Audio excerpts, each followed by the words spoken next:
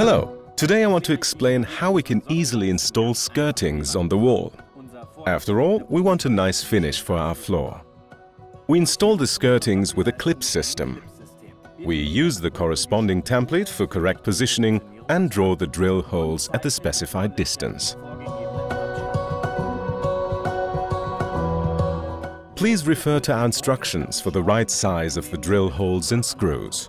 When drilling, it makes sense to drill all the required holes first and then vacuum off the dust. Then we tighten the fastening clips with the corresponding screws. When all the clips are in place, simply slide the skirting board onto the clips from above until it snaps into place. Now the first skirting is installed. The strips must be cut to length at the corners. If the angle of the corner is exactly 90 degrees, simply transfer the measured length to the inner or outer edge depending on the type of corner and cut an angle of 45 degrees.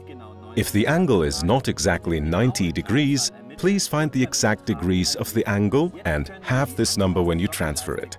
Now you can easily slide the customized skirting board onto the clips from above. Use this procedure to mount every skirting. Do you have more questions? On our YouTube channel, you will find many helpful tips and tricks. See you soon!